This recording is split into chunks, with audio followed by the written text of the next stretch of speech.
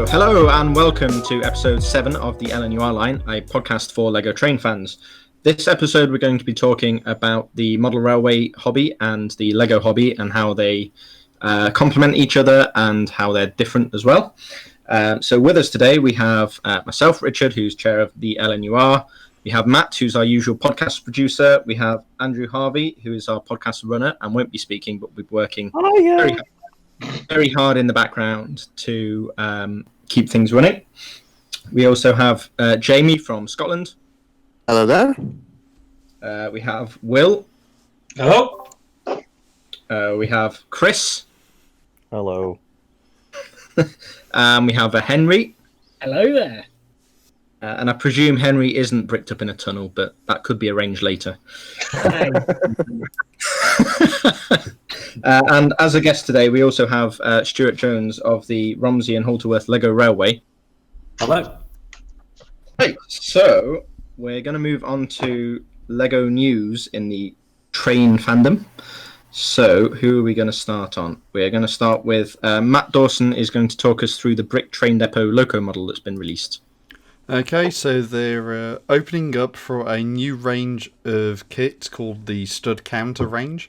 And these are actually a complete set with all the bricks, the decals and the instructions to build a model. The first release is actually a 284 Berkshire Locomotive, which was actually made by Lima Locomotive Works. So this is a 284, and they're doing 3 releases out of the gate. The first one is a Chesapeake and Ohio number 2716, Pierre Marquette 1225, and Nickel Plate Road number 765, all of which I think are notable numbers, and I believe the Pierre Marquette 1225 was the locomotive used during the production of the Polar Express film. The price of these is $1,300, which is quite a lot of money. I think it's roughly the same price as the Brick Model Railroad of Reading T1464. So it is a hefty chunk of money to put down. It does include all the aftermarket parts as well, so that's the 3D printed drivers by Shups Brickworks, I think it is.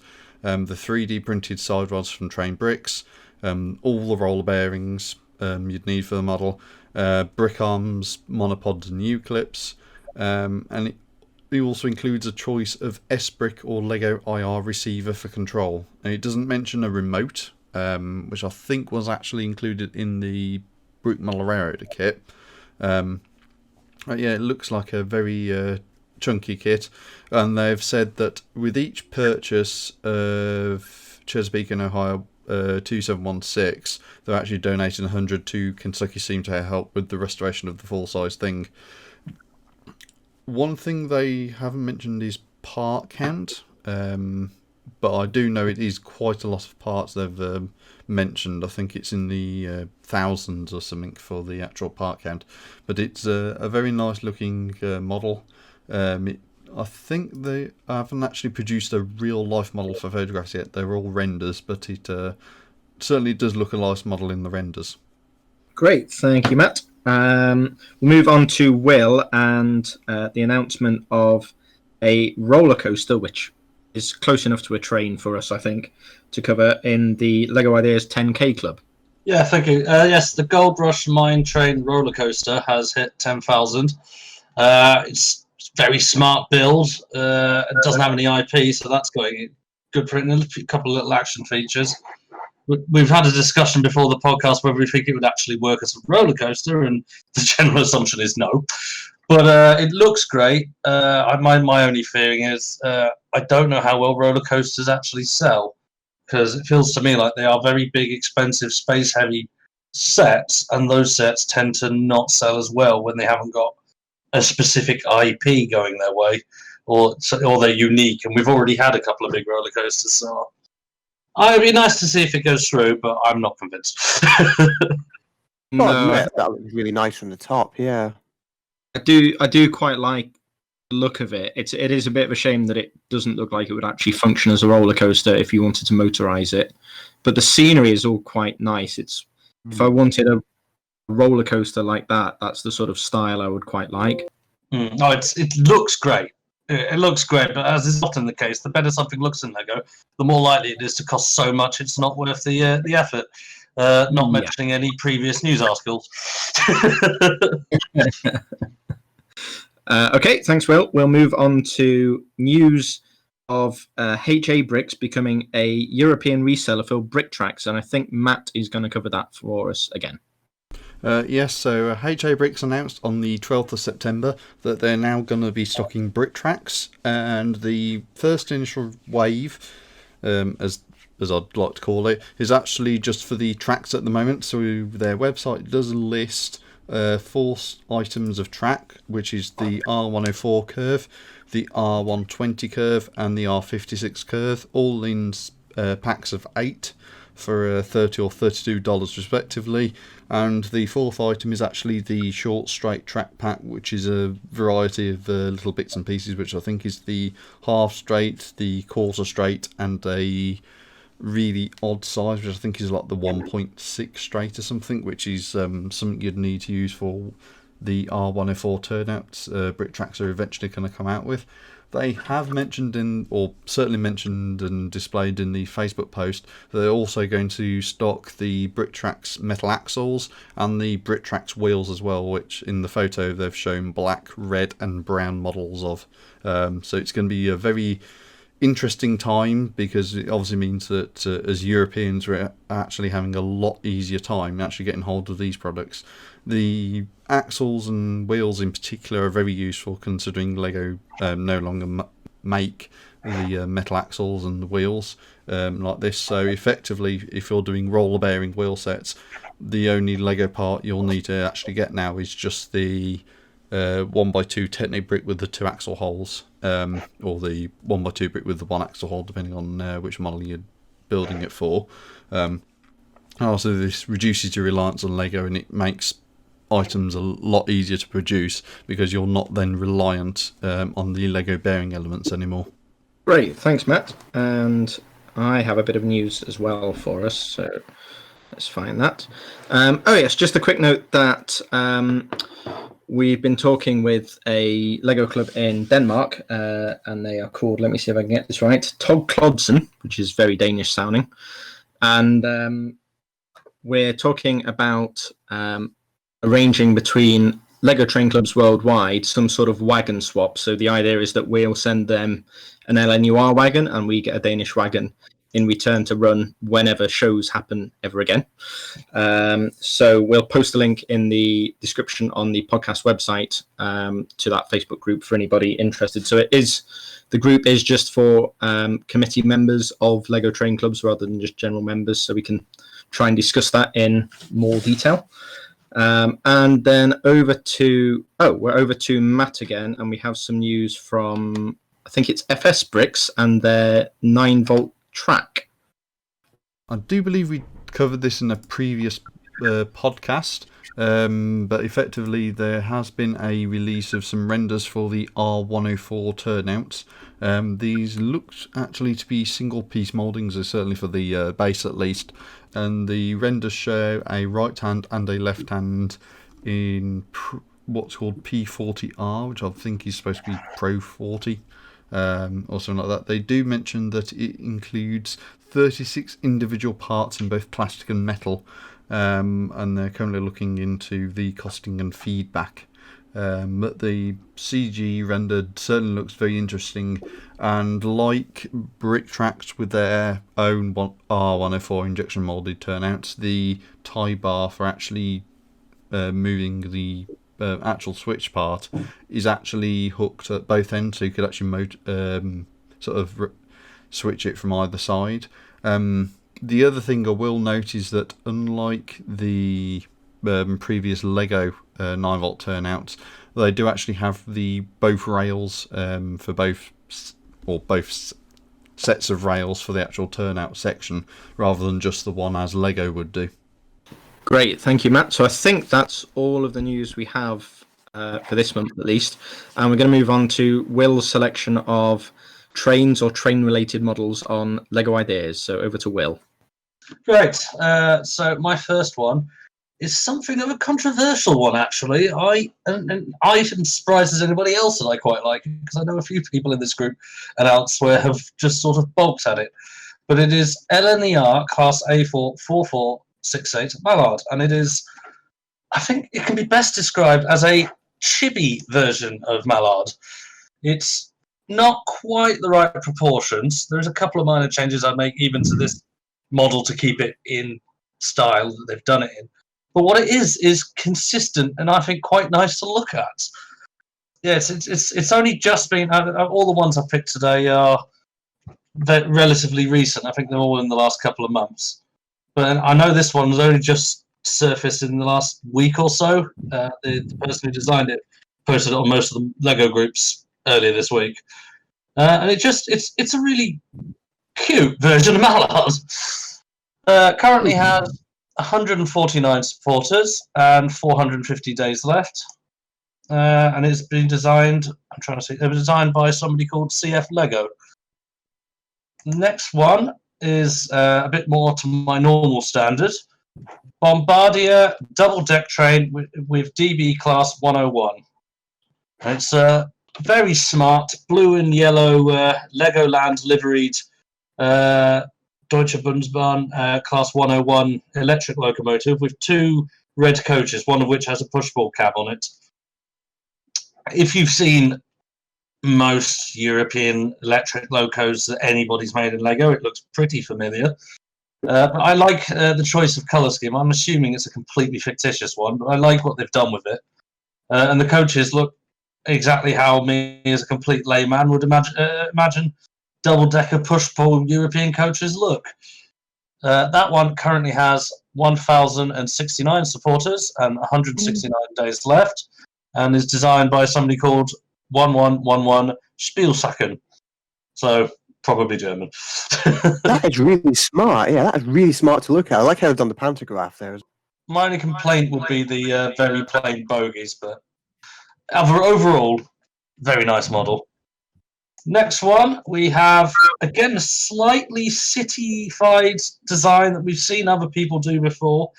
The 20th Century Limited, which is an American, I think, 1930s express train, hauled by a streamlined steam locomotive from the New York Central. This consists of a 464 express locomotive and tender and 2 coaches. Nice 1930s, 40s style design, very streamlined.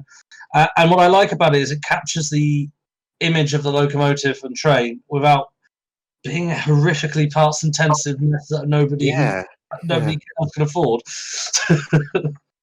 Because I've been critical before of Legoization of trains, but I also know that if you don't, nobody will buy it. You look at the Crocodile, I quite like what they did with that, where it was compromised, but it still looked good, and it looks like the thing it was based on. Look whether they'd actually see the photograph of it.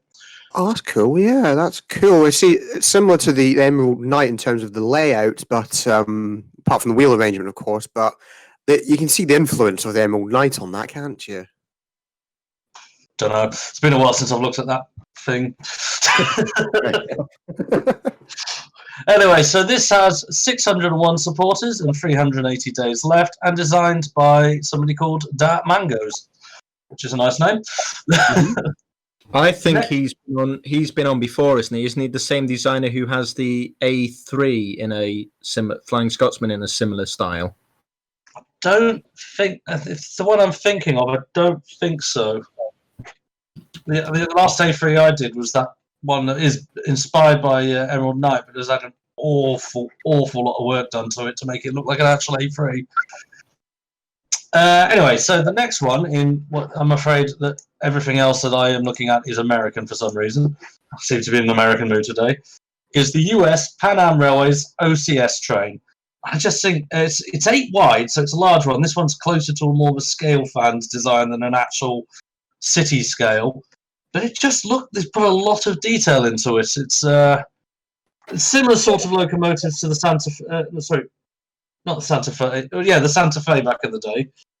It consists of 2 cab unit diesels back to back and a couple of coaches, one of which has the the American sort of open-end observation coach That's thing really going on. I would, as much as anything else, though, I'd like to see this made because the sheer number of dark blue parts that would suddenly become available would mean we could do some early British Railway locos. Yeah. But it's very smart design, although the front is a bit chonky. It's the unfortunate thing about that, the 1950s style American diesels, they had a lot of curves that apparently they didn't think of Lego when they designed. But that has 266 supporters, 412 days left, and is designed by somebody called Short Bricks. And finally, yet another American one. This is one of several that have been released simultaneously by a guy called 2x3 Tile. I question his logic of releasing all of his designs at once because several of them are ones I considered. I settled on because I think it would be more popular with Lego because they've been there before. The Bnsf freight train, which consists of a Bnsf diesel unit, a couple of box cars, a grain wagon, flat wagon with what looks like a load of train wheels, and my favourite wagon in all of the world, a caboose. Not sure that should have a caboose, but we'll forget about that. Matt can answer that question. No, it shouldn't. It should have an end of train device at the rear. Yes. But, it wouldn't be Lego if some bugger wasn't putting a bloody caboose where it didn't belong. But anyway, it's the Loco is better than Cityscape. I'd say it's about the old expert level of design, but it looks the part, and the wagons would fit on any city layout quite happily. It's just a nice design. I thought of the ones that he's done, it's probably the higher end of his designs, and has the major advantage of harking back to something Lego's already done, which the way Lego fans work, they love anything that they think is an homage of something they've already got. This one has 304 supporters and 382 days left, and as I said before, was by a guy named 2x3 Tile. Great, thanks, Will. We'll move on to our main topic for discussion, which is Lego railways and the model railway hobby.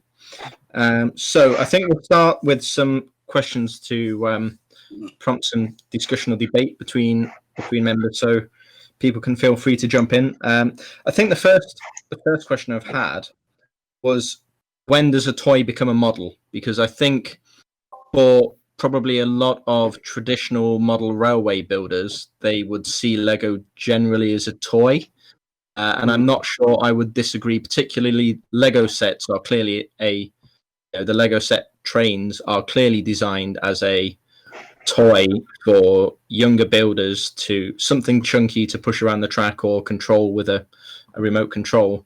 So when does a toy become a model? Does anybody want to chip in there?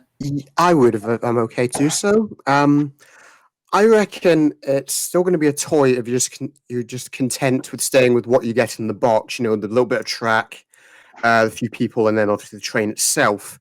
So it becomes more of a model when you start expanding it. You start building your own model train itself by taking it apart and making it as you were, or adding scenery to it. That's when it sort of takes a life of its own. See, I would disagree with that, because I would argue for its compromises, the crocodile in particular is not a toy. Lego is not marketing it at children. The price is very much against for a child buying this, because you get one locomotive and not enough track to even roll it up and down.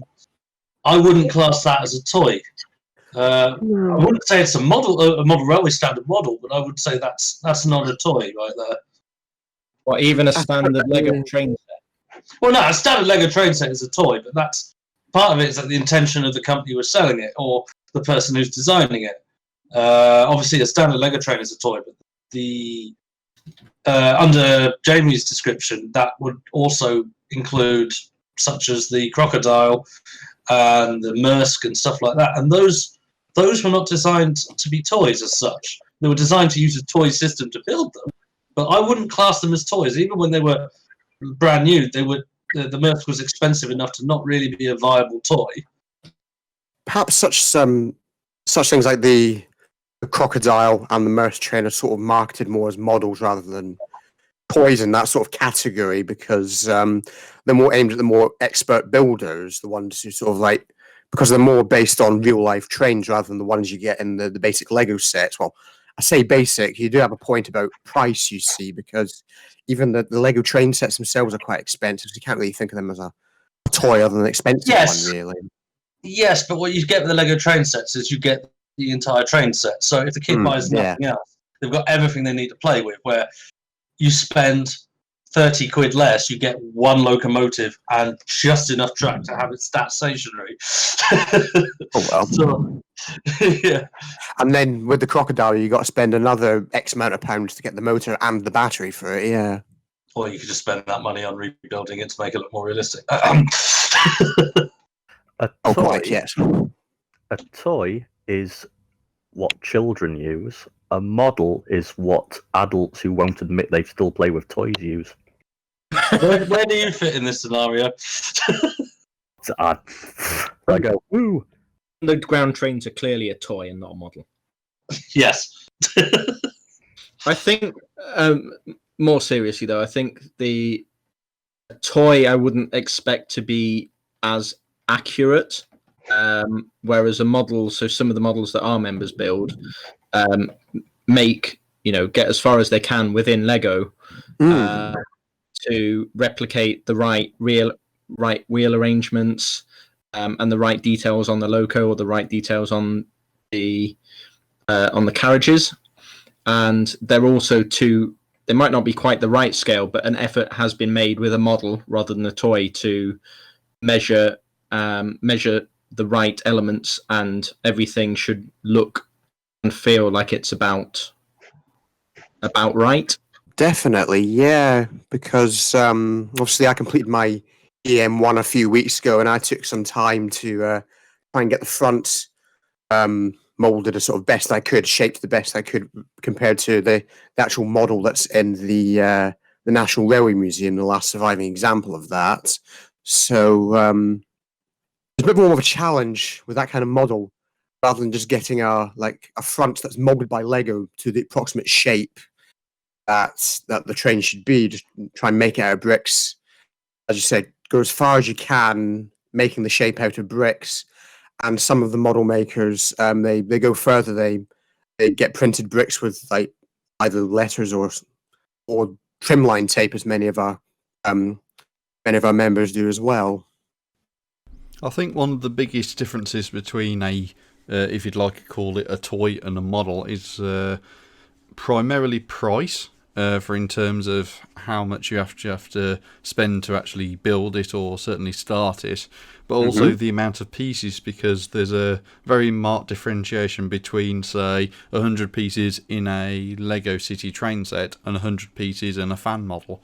Because 100 pieces in a Lego City train set could be enough to build, for example, an entire passenger coach, whereas if you're in the aftermarket and doing a custom model, 100 pieces may just about get you the bogies and the frame and no bodywork.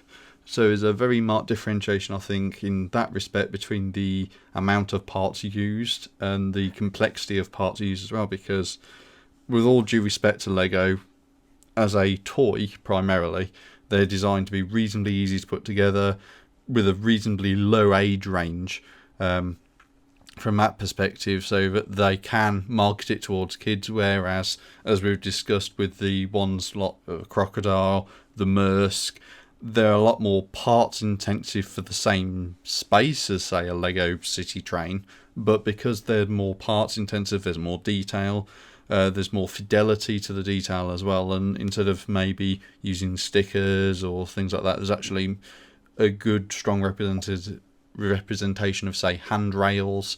Maybe they've got some more unique detailing, such as headlights and other bits and pieces and features which you wouldn't expect on a city set, and possibly more expect on maybe, say, a core scale O-gauge model rather than just a toy. Andrew's just made a good point in the chat, and he says a Lego train set will always have more play value than a traditional play set, a traditional train set, because of the actual building part. Plus, you're reusing the parts for other things once you built it. But Lego is, as we know, Lego is quite an expensive hobby. See, I would like to I'd like to question the assumption that Lego is more expensive. Various discussions I've had with various members of LNUR over the last few weeks over price. My experience for for one of my locomotives, most of my designs, I would say, track pretty closely to their equivalent 00 locomotive cost. Yeah. I mean, I'm remarking how expensive 00 is these days. Because I remember when you could get a Terrier for 25 quid. But yeah, that seems pretty accurate. I mean, all of the 00 locos I have new and have seen new, or even good quality second-hand, have been a similar price to a sort of a, not necessarily like a top-class Lego model, but certainly better than any of the city ones. Like a fairly good one is a similar price. Yeah, I'd say my 040s track pretty well with the sort of Smokey Joe quality Lego, the quality Hornby trains coming out, and my A3 is probably a little expensive, but not far off a really good quality A3 bought from a shop today. And the coaches are probably a bit more expensive, though. Yeah, and it's just had a thought on that. I'm not actually tracking 00 as my kind of equivalent there. Just as the way I've thought about it is that, because I've got a couple of models on the table here sitting next to me, and the one of the carriages I built actually tracks next to O gauge. So yeah, I've Lego almost runs an O gauge back. Yeah. My Monsters did actually cost more than the pretty similar but LNER coaches I saw at Railex last year, which was a little bit embarrassing. But they are very expensive builds. Those are definitely my folly. I want to go back to the bit where I was going to go back to the bit where Andrew said about play value than a traditional train set. I mean, it was about start of the year I got the green freight train from Smith's, and in regards to play value, I just built it with my niece was here, and she loved putting together the minifigures from scratch. So was handing me parts as well. She really enjoyed that. Yeah, so I think with the cost of the trains, especially if you're motorising it, that really puts the price up for Lego.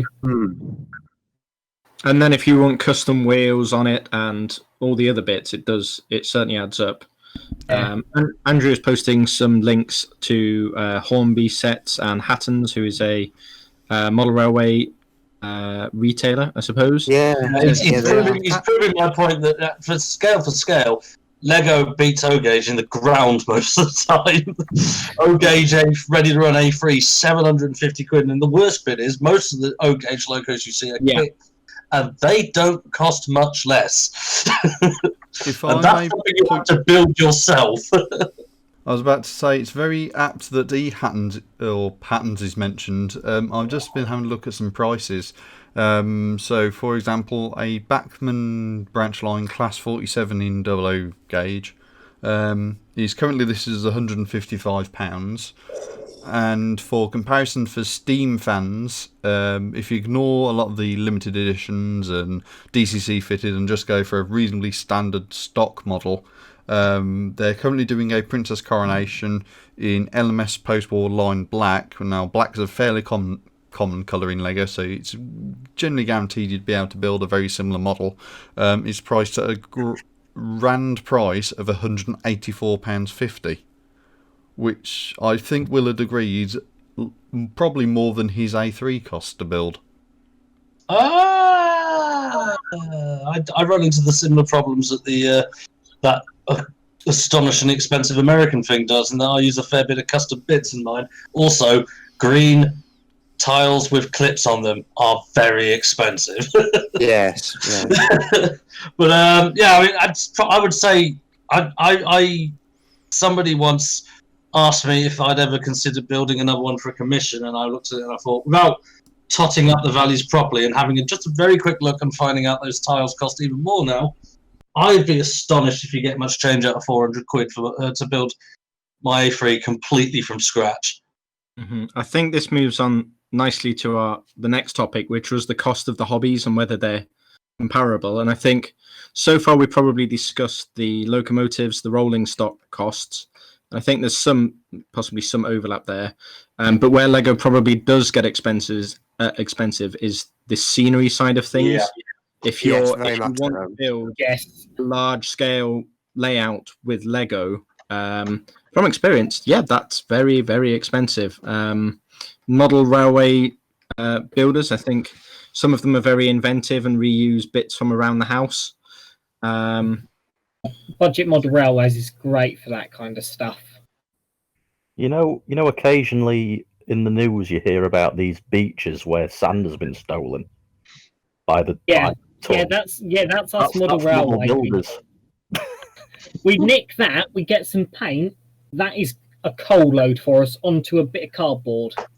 There's an Australian guy who does astonishing scenic builds, and he's often just going into his garden, taking dirt and taking grass. Because in Australia, everything's so bone dry, you'll never have to worry about it rotting. And he makes some absolutely astonishing stuff. And then you compare that to Lego to do the same scenery he does. In what's effectively O-gauge in Lego, you're looking at hundreds and hundreds of pounds. Yeah. My engine shed alone had to have cost me over several years £200, £300, maybe even £400 when you include the parts for all the track and the baseboards around it. The 2x5 by 6 studs, 2x5 plus 6 studs display that I've got in my room, which I use for photographing. That's probably, if it wasn't for Lugbolt, £1,000's worth of Lego there. And that is 2 running lines and 2 lines of a shed and nothing else. Yeah.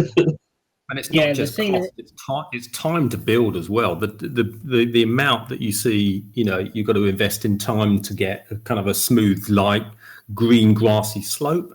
I mean, if you go back to the model shop, you're just going to get the old fabric, and you can do better things with nice, felt lay, kind of stuff you can do model railways nowadays, to static grass and all this stuff. But even then, the amount of time that it would take to build that up in bricks just to source it as well.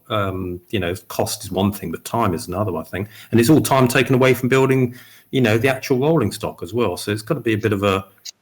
in honest, in this group, time building rolling stock is not something we're lacking in. We've all got rolling stock up the wazoo. We need to stop building some rolling stock and start building some actual scenery at some point. And look, guys, you can build my scenery. Can you build my scenery? Then I'll stick building the rolling stock. Then I tell you what, you do the signalling for us. We'll do the scenery. That works for me. That sounds like a good plan to me. Yeah. What you could do is build an underground layout, and then all you need is a dark sheet. Mate, how much have you spent on scenery for your air quotes underground layouts? I'll have you know that the stuff on top is irrelevant because that's not part of the underground. So it's pretty boring without it.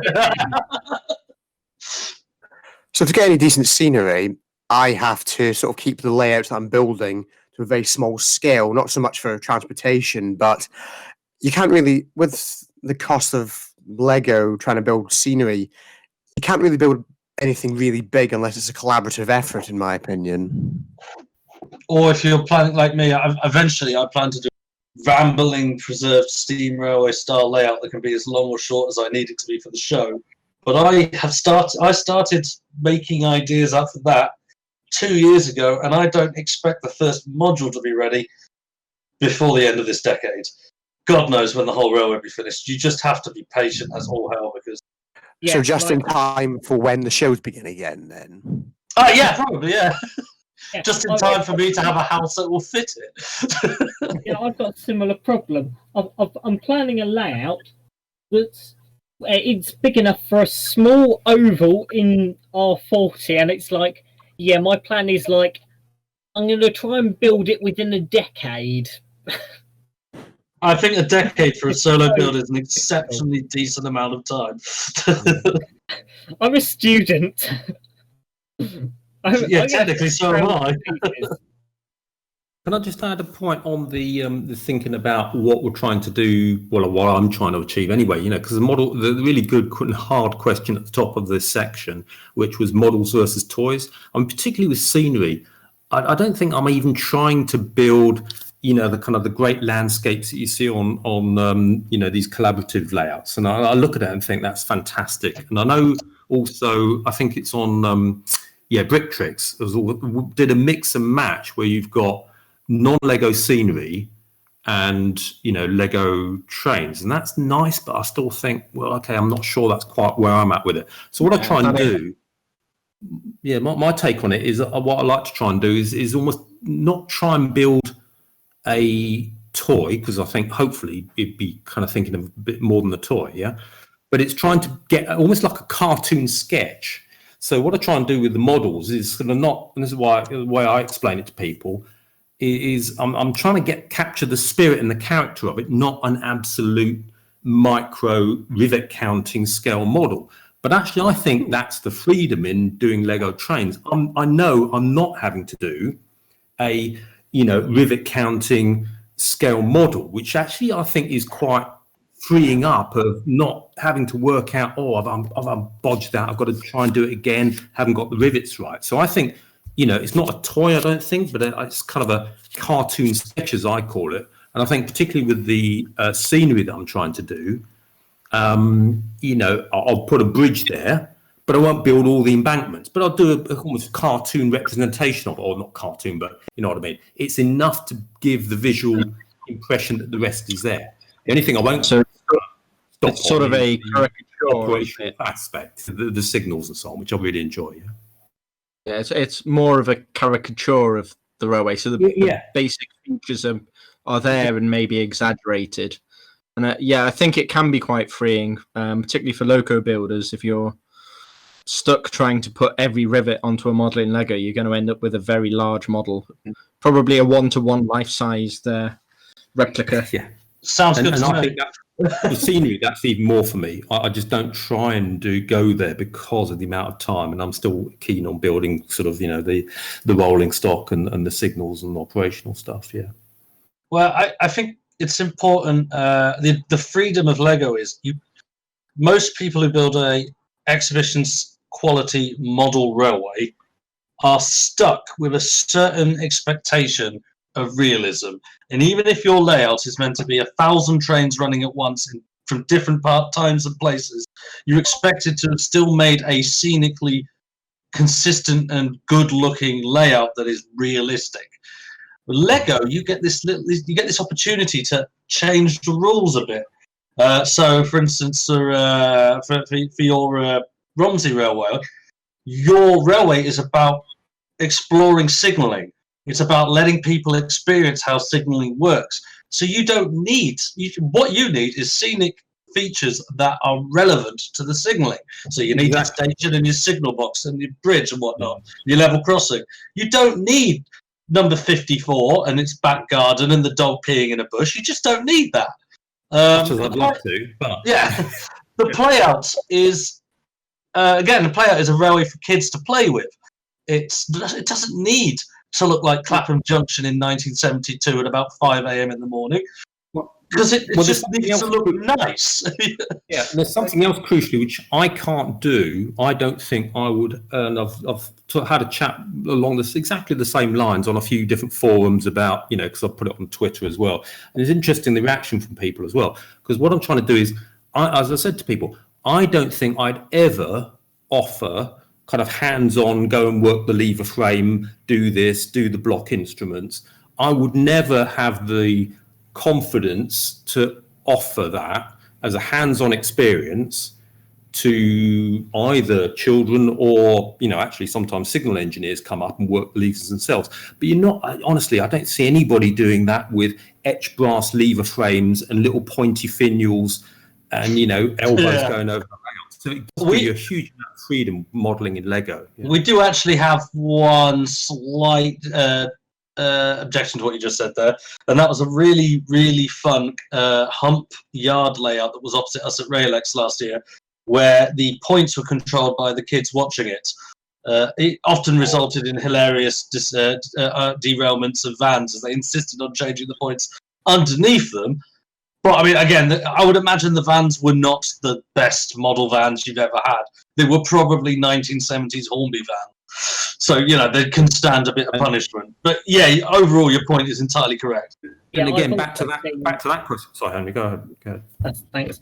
I've also seen, because I've only really ever been to sort of small model railway exhibitions, sort of 1 or 2 village hall sizes, and I've actually seen a fair number of layouts that do have some sort of interaction. Like, I've had a few of them that have lights on it that people can press, or they let you, or there's some points. And one layout my club has, it's not really scenic and there's no points, but it's just got a few locos and anyone can just sit down and have a run around with it. It's great. And I've seen a few other layouts that let you do that, and some that are aimed more for adults. Like, I saw one shunting puzzle one that the owner was just quite happy for people to play with, as long as they were sensible. Even sometimes he would just go off and get a drink and let people play with it. Was that one of these Inglenook layouts where it's designed specifically so you have to be clever when you're shunting? Yes. Yes, I love those things. I've often wanted to do one in Lego, but I think we should. 3 projects at a time.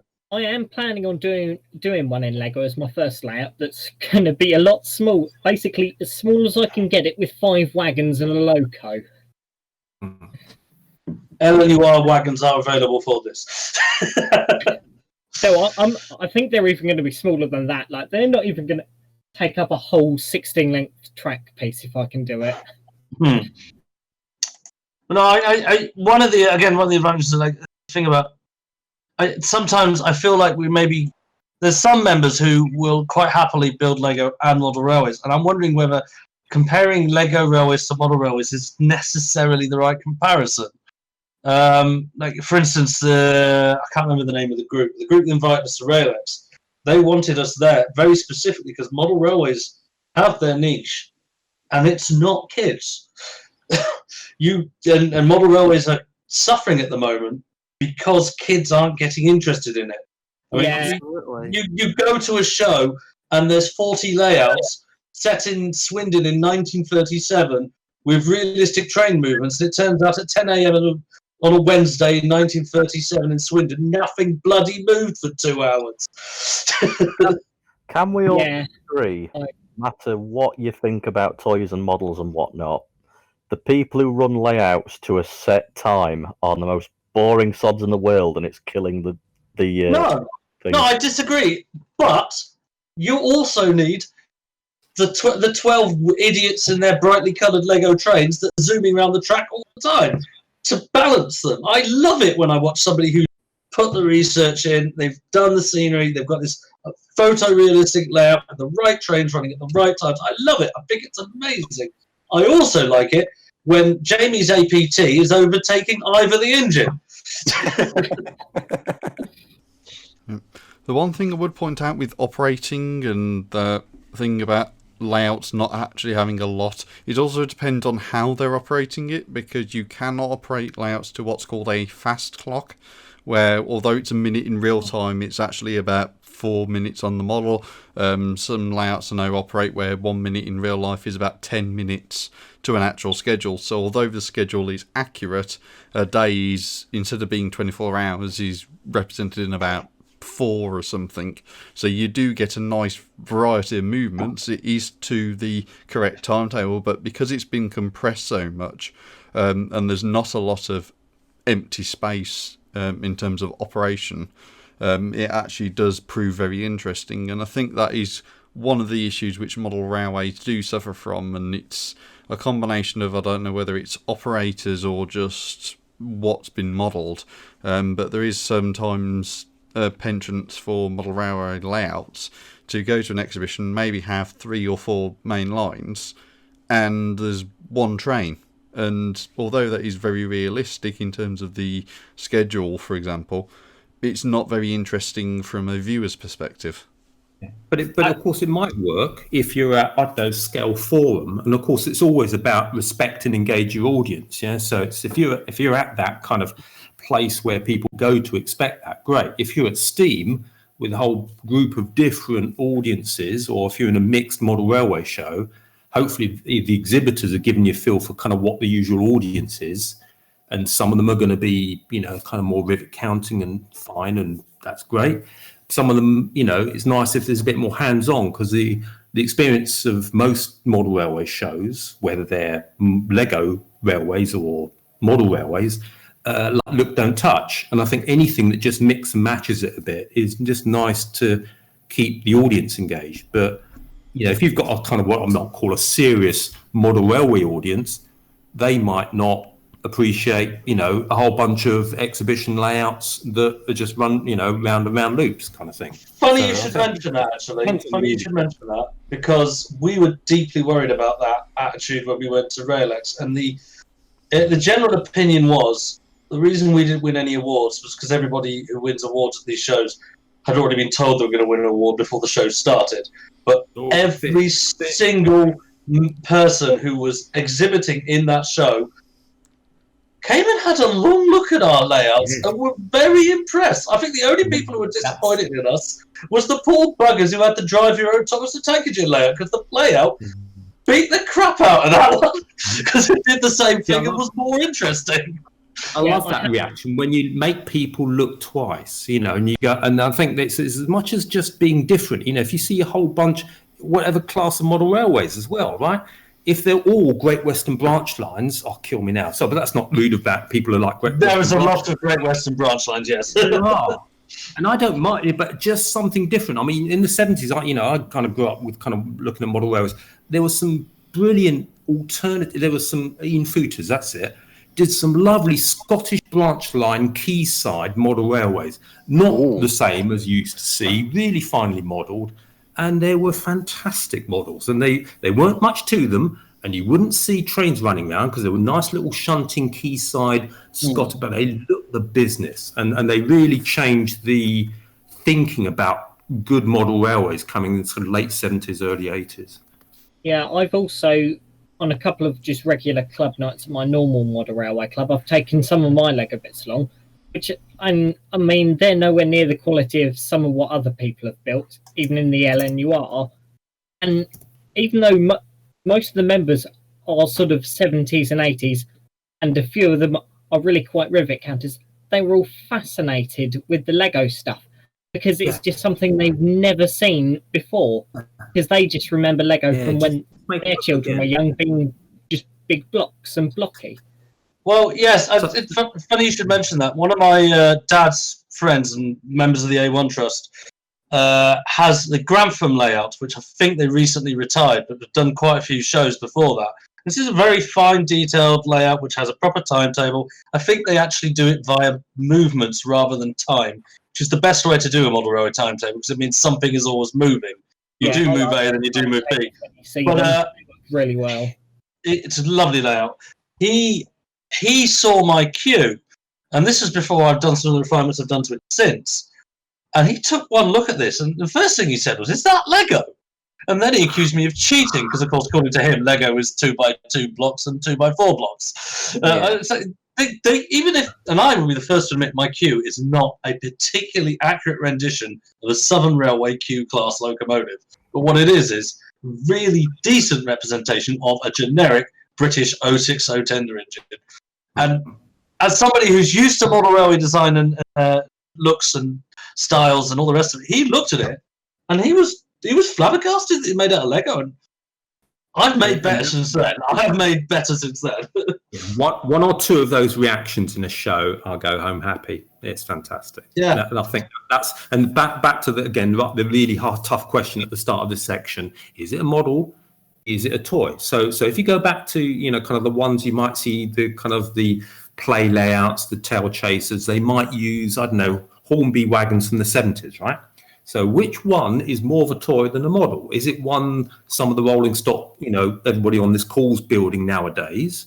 Or is it the 1970s Hornby wagon? So you go, well, which one's the model, which one's the toy? Don't know. See, I'd argue Hornby started doing models around the 1970s, although a lot of their stuff was still quite toyish. But they didn't really get their act together until Bachman came along and showed them how to do it. So it suggests that level of detail. Move the game as well. Yeah. Suggests that the level of detail sort of determines whether it's a toy or a model, as it were. Yeah. You got to be careful with detail as well, though, because I've seen Lego air quotes models with absolute tons of detail, which look like a pile of pipes on a thing that's roughly a locomotive shape. And then I've seen Isaac's designs, which have, and he'll be the first to admit this, bugger all detail, which look exactly like Flying Scotsman and Mallard. So it's a dangerous slide, because you could argue Isaac's designs are toy trains. But they're not. They're not in any way, shape, or form toy trains. And I used a similar technique for Blue Peter, which is actually green for its official full name, by the way. Very similar to Isaac's. Just the shape of it, not much detail, but the shape of it, it looks like what it's meant to be. So I'd consider that a model rather than a toy, yeah.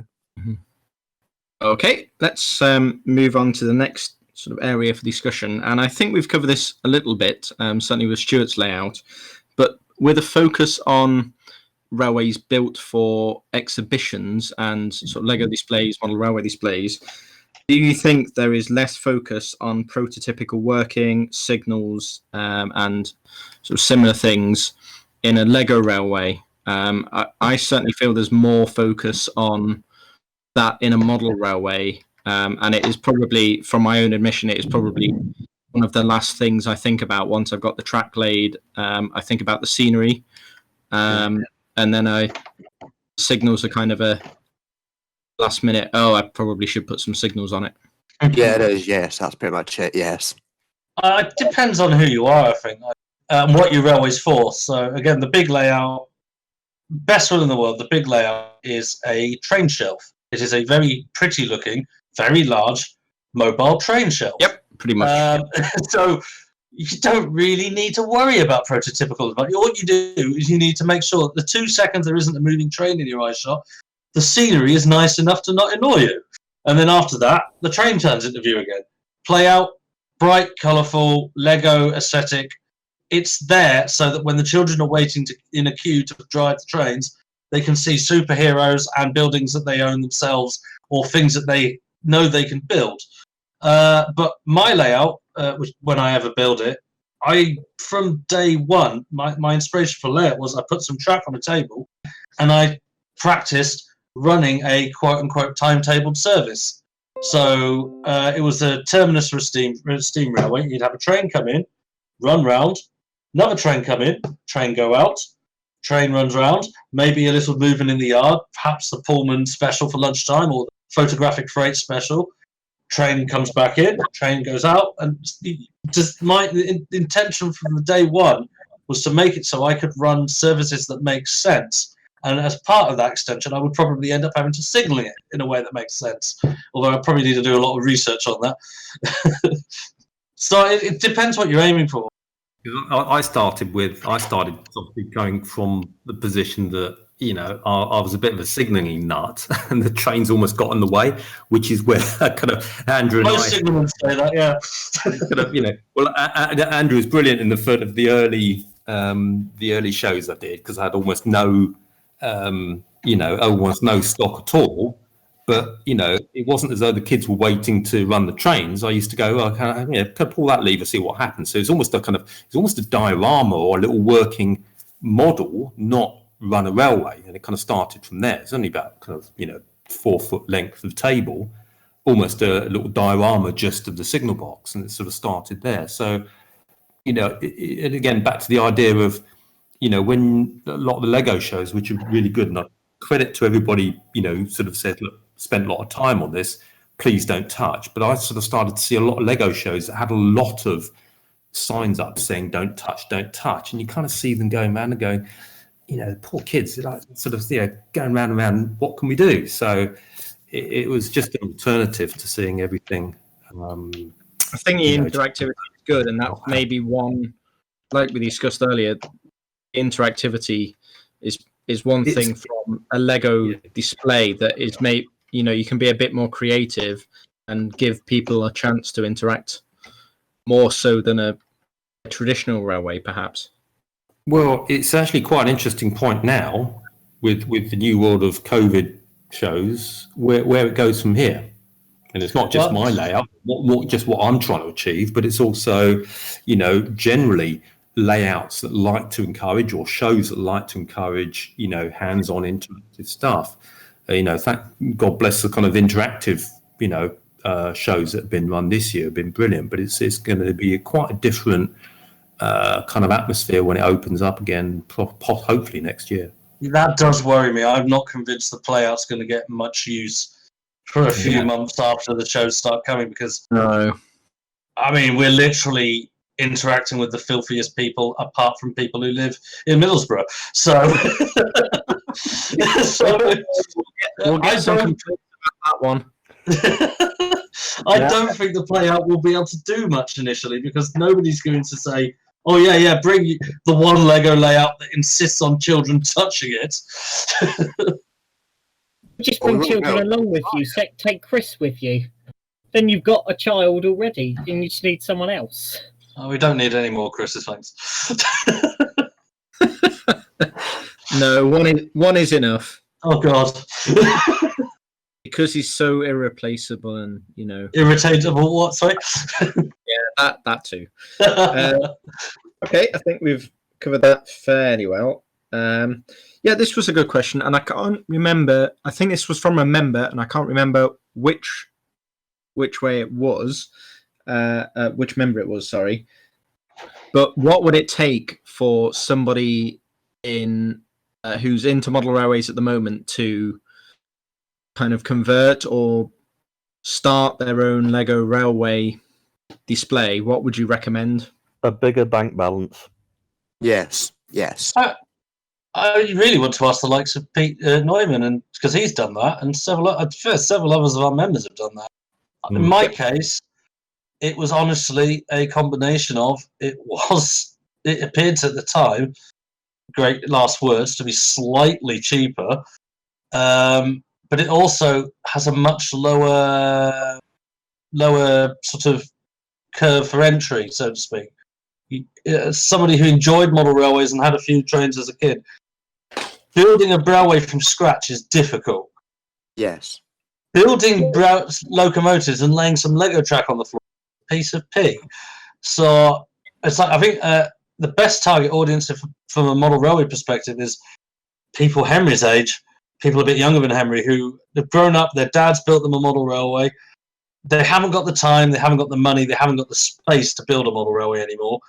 But Lego trains is something you could do in your shed or in your flat or in your bedroom. You might not be able to run a railway, but every so often you find somewhere will let you lay some track on the floor or a table and show off your trains. Whereas model railway shows, you need to have a finished article before you can do that. Yeah, that pretty much is what's happened. Because I've been into Lego, not quite as long as trains, but still most of my life. But I didn't really get into Lego trains until probably sort of 3 or 4 years ago. So I had a couple of bits before then, but I only really got into it once I'd kind of finished my main model railway bit, because I was enjoying the creative bit of the Lego trains, because by that point I was starting to actually be able to build half-decent looking bits. And I think once you reach the point of if you want to design your own things, Lego's a much better tool for it, and it's much easier to start. Also, you can completely tear it apart if it turns out to be garbage. Yeah. But I mean, I would just happen to everything. The one area I think that you could get a few model railway aficionados from is the older graphic, because like after a certain age, you tend to find your eyesight goes, your ability to handle fiddly bits becomes a lot harder. And then, some of the Lego bits are small, but compared to, some of the pipes on a steam engine and 00, it's pretty easy. I think if Lego could push what they did with the Crocodile, do a few more sets like that and say, look, Mr. 65-year-old retiree train enthusiast, you don't have to spend all of your retirement money on this thing that in 2 years' time you won't be physically able to work on anymore, you could buy a Lego train and do this. Absolutely with that. On my top 3 things, right, that originally drove me and might drive other people. Firstly, being really rubbish at painting, really rubbish. Yeah. Yes, Can't be doing with cleaning out airbrushes, doing other model railway stuff, right? And laying ballast. Oh man, give me individual ballasting things on Lego anyway, any day. I actually enjoyed ballasting. Is that weird? Mixing up tons of little chips of gravel with cascamite or whatever it was. Oh, just joy not to have to do that again. Second one, mate, you haven't ballasted Lego. It's worse. The second one, absolutely. When the eyesight goes. So if I ever actually got fully back into it, and the model railway stuff's all going, I'm selling it now. Yeah. So, but the only bits I'm keeping are the larger bits, like just a couple of O gauge bits, and things like Hornby, Phoenix, Class 86. Keeping that, kind of sentimental value. And I think the last thing that really drove me to it is you only need to kind of break up one model railway once and rebuild it, and you just kind of get into the feel of you have to trash everything and start again. And it's so soul destroying. But a Lego railway, it evolves. You can just go bits of this, bits of that. The bits are always reusable, and it's so organic that you just could keep going. Oh, don't like that bit, and I'm always tinkering. The bits, and for tinkerers, Lego just need to sell Lego railways for tinkerers because it just keeps evolving. I've now put brake blocks on the model wagon that didn't have it before.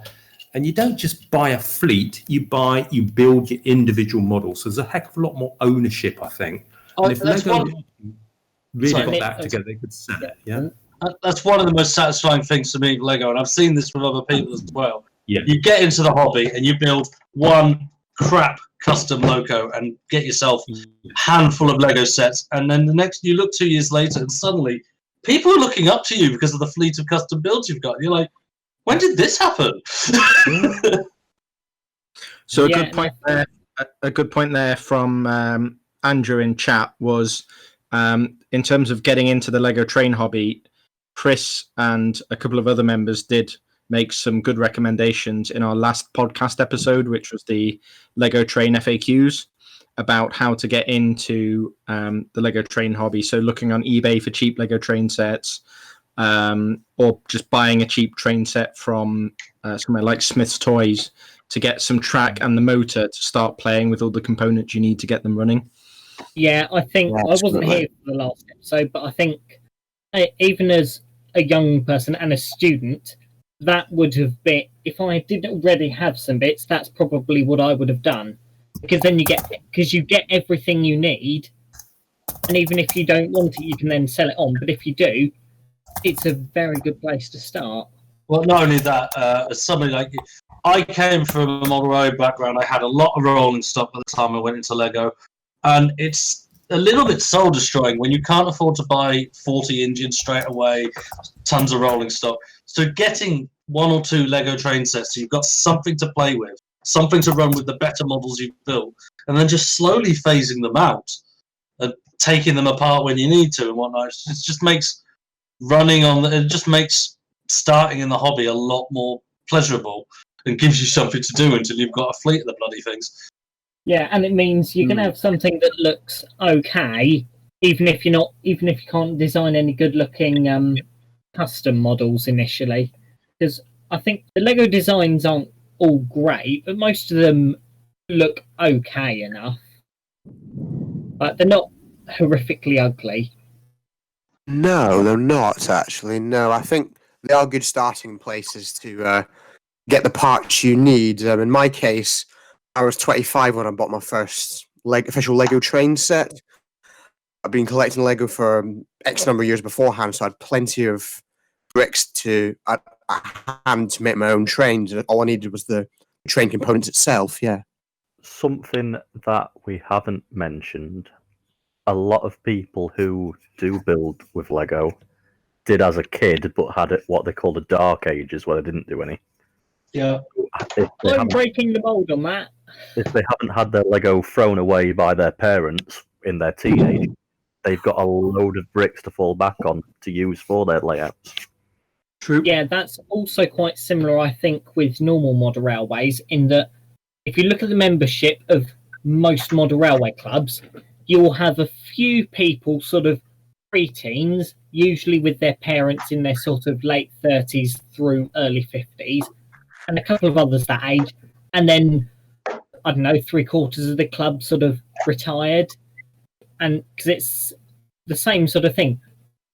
Just through my 10 years at the club, I've seen so many young people join, be there for a few years, and then kind of, as they get older, sort of mid to late teens, they've just gone.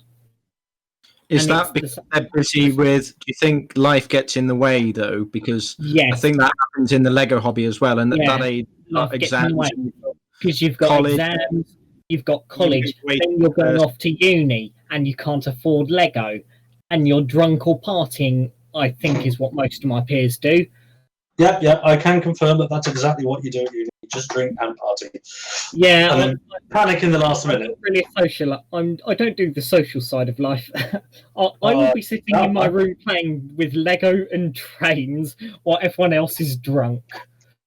See, I managed to combine drinking and Transformers. The funny thing is, me going out and drinking would be the better option financially. Yeah, maybe so. Definitely so. Okay, what about as the next topic for discussion? What about what do you think is the perception of the Lego railway hobby amongst normal railway fans? Because we've already discussed that shows the Blythe and Tyneside Model Railway Club, who host Rail XNE that we attended last summer, were really welcoming, really friendly. I think they got why we enjoy it, and I think they were particularly impressed with our big range of the British-inspired locomotives and rolling stock that was more than whatever you can get in a Lego set. So, what do you think is the perception of the Lego railway hobby in traditional model railways? Given that we've discussed, from our point of view as a Lego train club, we've discussed what most people. We've discussed what we think of the model railway hobby. I touched on it earlier, but a lot of the people most of the people I know who are interested in trains, even from sort of a passing interest in that they go to shows but don't actively model, to people who have done things that have won awards and gone to shows in mainland Europe even. They're fascinated by the fact that with Lego you have to design everything yourself. I think is what they really like, especially the sort of rivet counters there, because they're the ones that are doing everything themselves on a normal model railway, and they see you doing it in Lego. Okay, yeah, they might see it as a toy, but they just see, oh, you've had to design everything from scratch, which I think they find quite shocking. And then other people, they're like, oh, this Lego toy that was just blocky when I was a kid, they can do some amazing things with it. Yeah, I think that's true. We've had some really good comments in the chat as you've been speaking as well. So let me just scroll up. I think Stuart makes a good point and says he doesn't think that the Lego railway hobby is probably on most sort of traditional model railways. No, I don't think it is. But can I just say, I think the most useful phrase actually I've got is the idea of L gauge, right? Everybody talks about a gauge, yeah. So what are you modelling? Oh, I model 00, or I'm O, or Hornby. Hornby's a kind of classic, representation of a whole type of train, yeah. I think the useful thing, at least, to start talking about L gauge, you then start to go, oh, what L gauge? What's that? At least you can then start to go what it is. Modelling Lego, as soon as you put Lego on it, it's like, hold on, is that even trains? So I've used L gauge a lot as a shorthand to try and get people to kind of get the idea of what L gauge is, because it's a really useful summary for the whole scale, what it's about. You can introduce.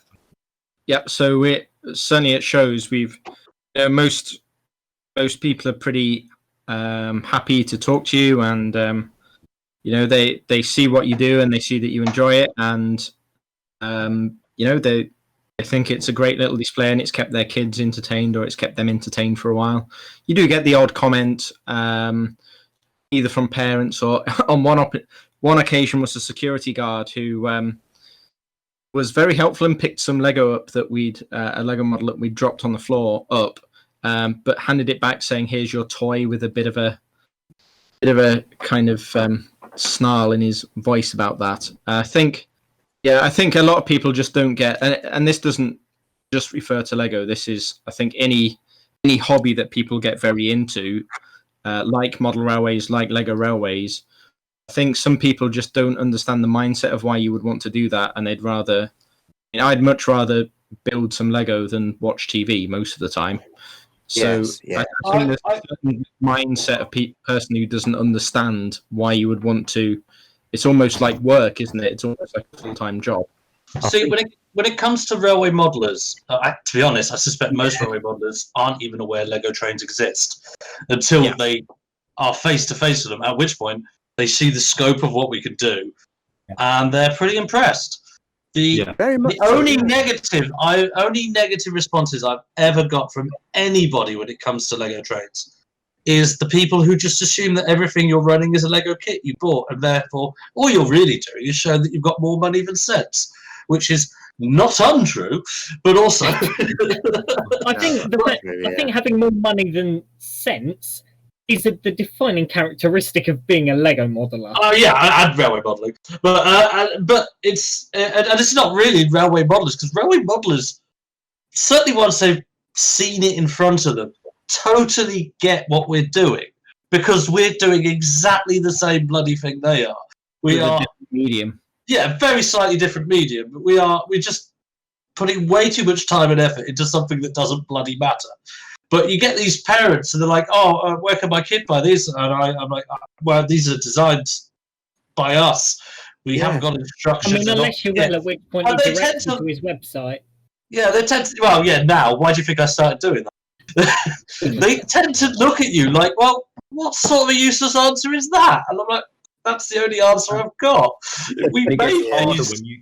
It gets harder when you explain to them that the 9-volt stuff isn't available anymore. Oh, they hate that. All that nice flex stuff you're using costs stupid amounts of money just to kind of wire up, a kind of signal of 2 inches, away from the lever.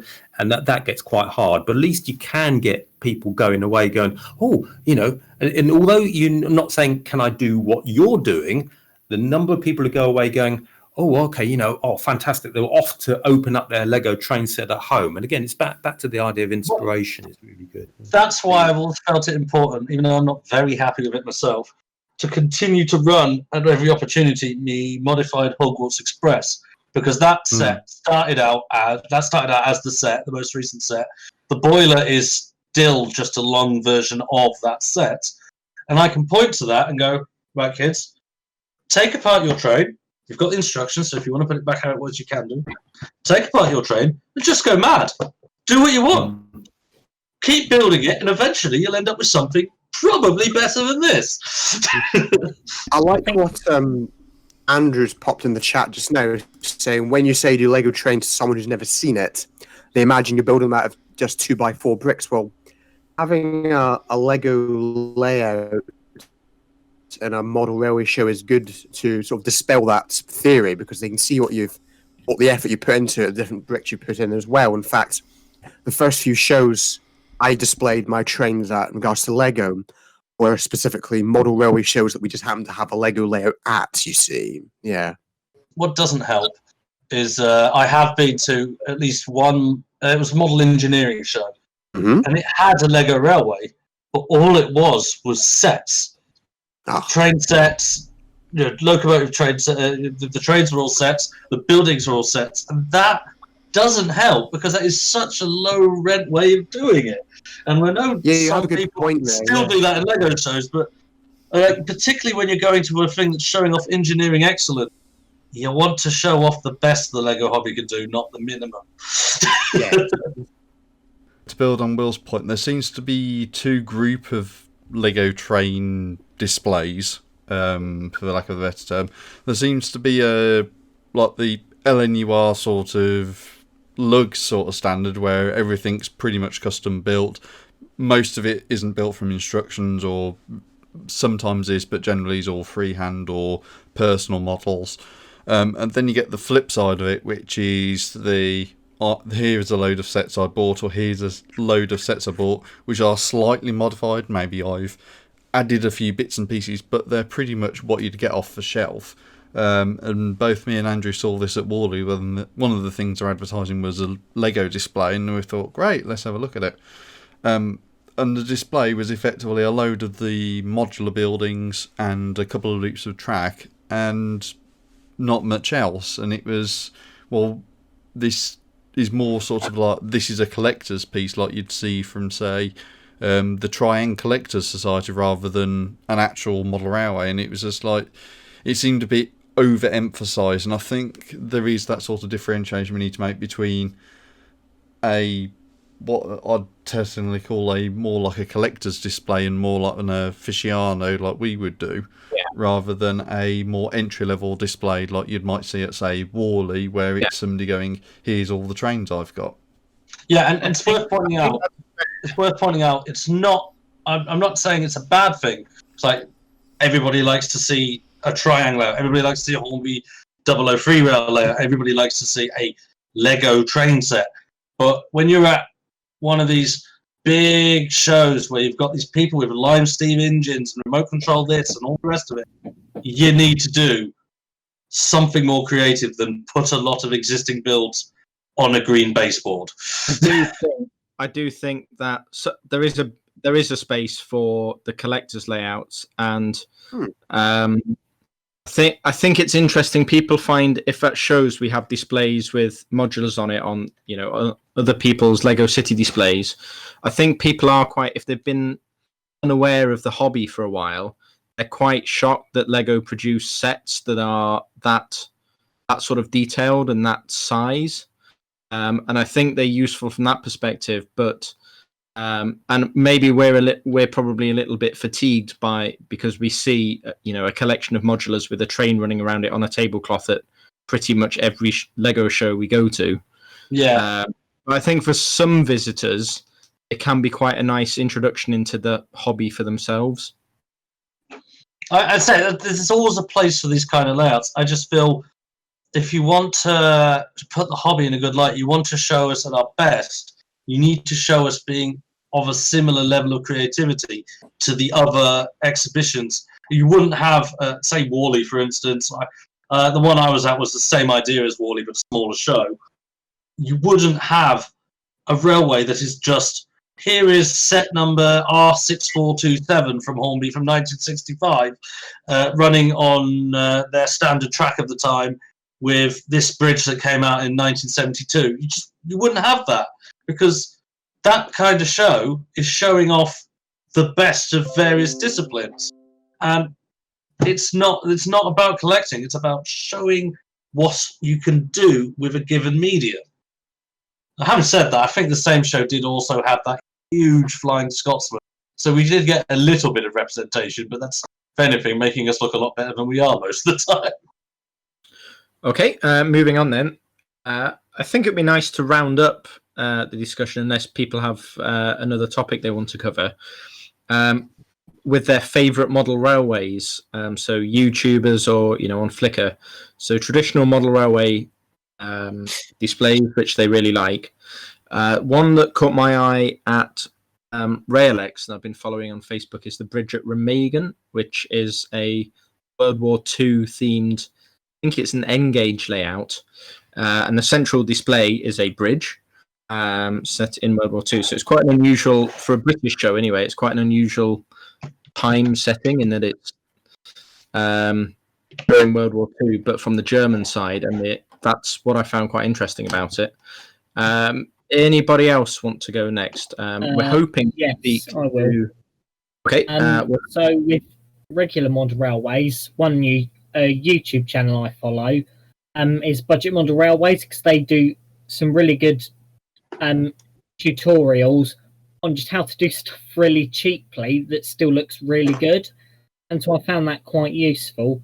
And then there's another group, although I don't know if they have a YouTube channel, but I always try to go to a lot of the exhibitions they're at, is the West Sussex Engage Society, because what they have is they just have a modular standard, and then members can just build modules, and then they will just have a layout with maybe a dozen, or I think the most they did was something like 40 or 50 different modules, all looking completely different, and you just have trains that run seamlessly between them. Like you might have had a snowy layout next to a grotty engine shed next to a giant castle ruin. It was like, they always have some amazing layouts. Great, thanks, Henry. We'll pass over to Stuart as he's chimed up in the chat with a couple he'd like to mention. Yeah, there's such a range at the moment, and it's nice sometimes to go around shows just to get some ideas. Not that you're going to reproduce that, because that's model railways compared with Lego railways, but just getting some inspiration. Kind of and completely the opposite end of the spectrum from the size that we're looking at. Things like Copenhagen Fields. Oh man, kind of just the approach of King's Cross. I mean, you just sit there looking at it, and then it's really interesting. The level of detail, of that amount of North London that they've modelled out there. So things like that. I'm not a fan of Engage myself. As I said before, the eyesight's going, as we had a discussion on why move to L gauge rather than Engage. But just seeing what the guys do on something like that.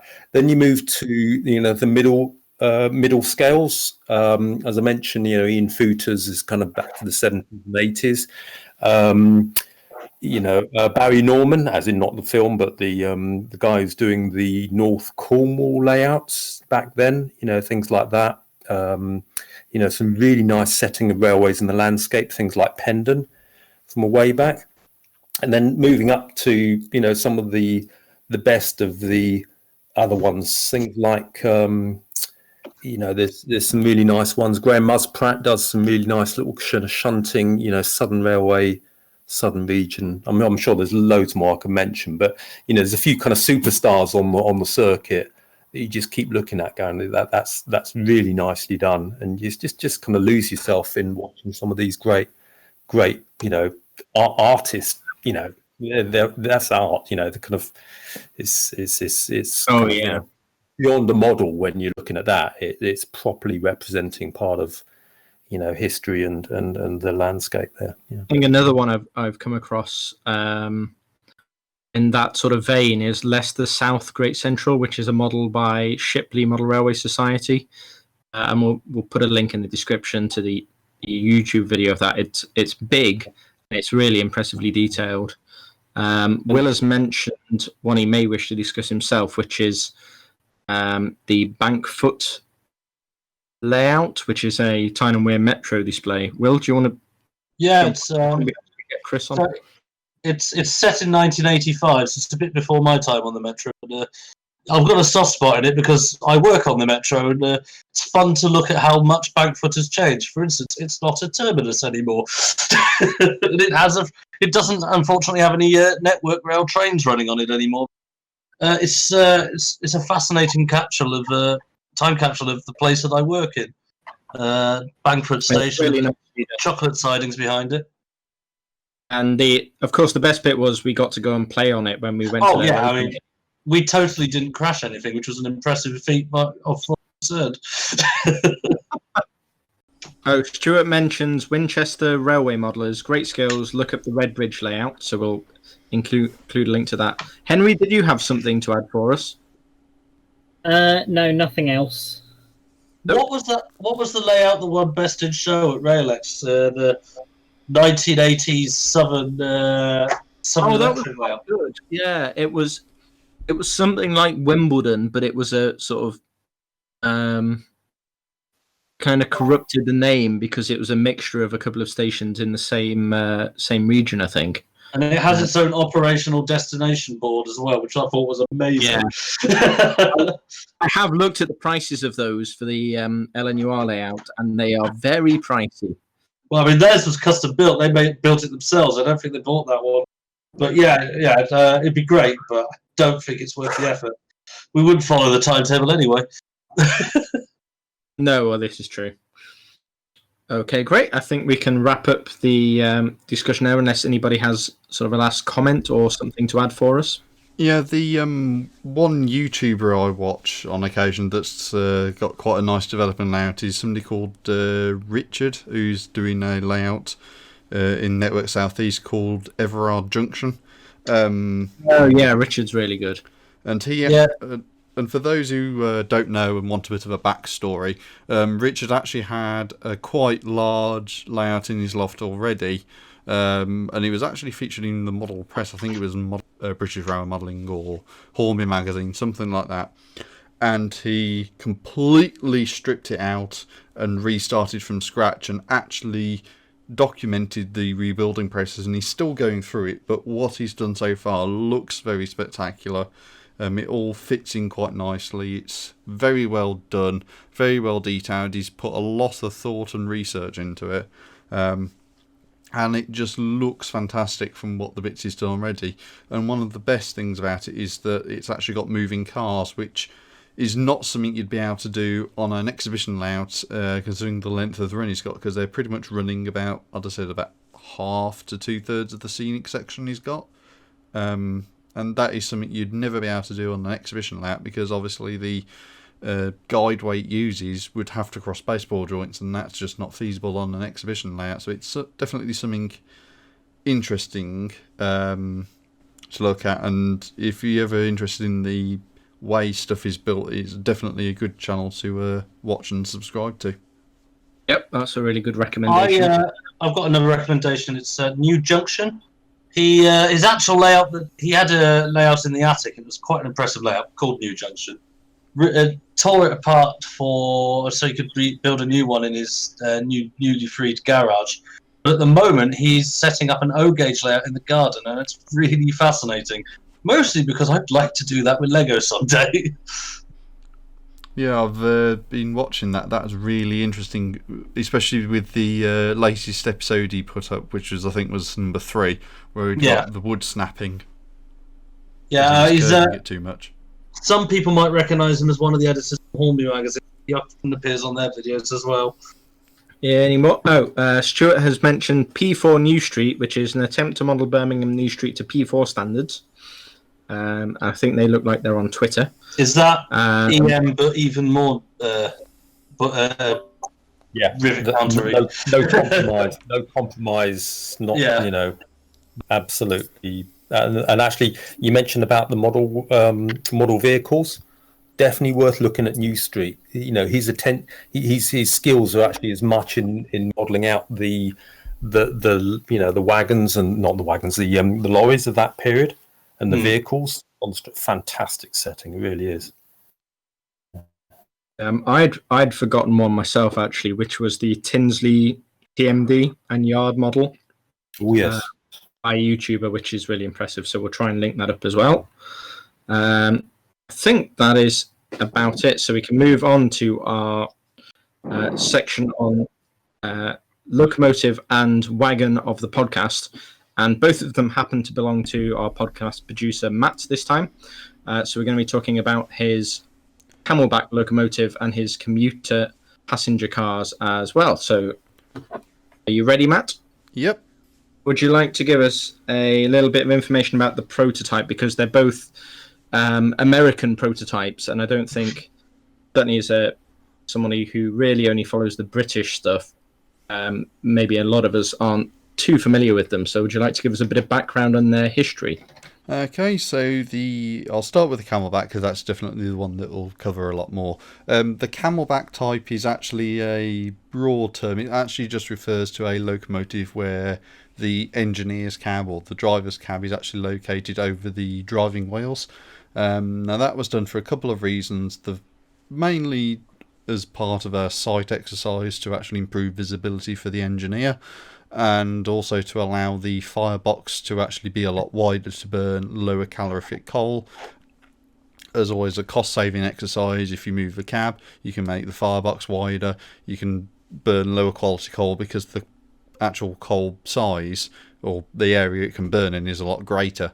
Camelbacks have been around a reasonable length of time, and the most common ones were actually found on the central New Jersey, and I think the other one was the Reading. And your most common one is a 480 and a 460. The 460 was quite common in passenger working, and it leads on to the commuter coach side of things, because they were designed for short commuter service, because obviously they were designed for fast acceleration, and obviously all that wide firebox allowed a great deal of steam to be generated, because obviously there's a lot of heat coming through. The only issue with the Camelbacks is that at high speed, and this is actually one of the downfalls, is that the mechanism, like the connecting rods and that sort of stuff, had a tendency to, if it was being poorly maintained, slip up and then go through the floor of the cab and kill the engineer, which at high speed is not something you want to do anyway, because obviously it's very dangerous to have a Loco in that situation, but also because it's just kill the engineer. So it's a count on two fronts. The Camelbacks eventually got replaced with standard style locomotives, which actually were just longer, so possibly still a 460, although most of their duties, if you're on a longer commuter run, were actually either replaced with EMUs or possibly 462 Pacifics that had been relegated from other services. Joining onto the Camelback is the commuter coaches. Now, these commuter coaches are actually designed around reasonably generic 65-foot coaches, mainly inspired by the Concord coach model, which is actually based around the Pennsylvania Railroad MP54 EMU coaches and the standard coaches they did of that type. And the commuter coaches actually come in two sort of styles, as I'd like to call it. You've got the standard arch roof, which is just a single curve almost, and then you've also got the clear story version, which is actually in dark green. So there's actually a difference in the coaches. The body styles are really identical, but there's also a difference not only in the roof but also in the bogie. So you've got a bit of a mix and match in terms of operating company for them. So although they outwardly look very similar, because of the roof is different, the bogies are different, they look similar, but there's enough difference that you wouldn't cross the two as saying they're both from the same railroad company. And both models of the commuter coaches and the Camelback were actually entered into the Brick Train Awards, and photos of those are actually available on my Facebook page at MBR Works, or Matt's Brick Railroad Works. Thanks, Matt. So what inspired you to build these particular prototypes?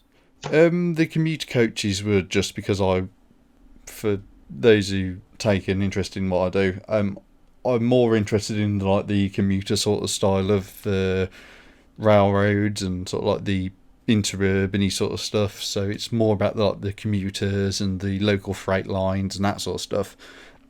And the two kind of complement each other quite well. The Camelback is, as I said, designed for more or less commuter service and sort of intermediary passenger service, and they both complement each other quite well because you've got and there's photos of them as well. You can have a Camelback and a couple of coaches, and it's actually a full train. So I can actually run full trains with just effectively the Loco and two coaches, although I am developing more as I go along to actually build longer rakes and have a bit more variety. And the Camelback is actually a second suburban sort of service Loco I've built. The first one, as many people may be aware, was actually a 464 tank, which was based on a combination of central New Jersey, Canadian National, I think, had some as well, and it's a reasonably generic thing to have a suburban tank of either a 266, 464, 264. There's a real variety of locos around that sort of wheel formation, and they're a really interesting variety, not only in how they worked but also their aesthetics. and it's quite a nice change compared to the British stuff, because Americans had this weird notion about always having a running plate. So pretty much none of these suburban tanks actually had side tanks. So all their coal and water was actually stored in the rear bunker above the rear bogie. So it's, along with a Camelback, you've got this weird thing where it's nothing you'd see in Britain, purely from a size perspective, but also from a operations perspective. And the Camelback is something a bit really unique in terms of model railways, let alone Lego. And the only ones I've actually seen of a Camelback type in actual operating condition were ones that were at the Worley show last year. I think it was called Mulch Creek or something like that. And Andrew's seen this as well. It was actually quite a nice CNJ sort of commuter station with coal operations as well. And they'd got both 480s and 460 Camelback locos. So it's quite a interesting locomotive to look at. It's quite a bit different to anything British, purely because I don't even think the Brits would be that crazy to, have two different cabs for this sort of style of loco. It's just that really interesting look. It works quite well, and it's just something a bit more different to the British scene. I do like the dark green coaches. Thanks, Matt. I think we'll leave it there. So we're going to close up for this podcast, because I suspect we've run over by quite a bit. So thanks again to members who participated. So that's myself, Richard, Matt, who is podcast producer, Andrew, who is the podcast runner, Jamie, Will, Henry, and Chris, and also our guest, Stuart, from the Romsey and Halterworth Lego Railway.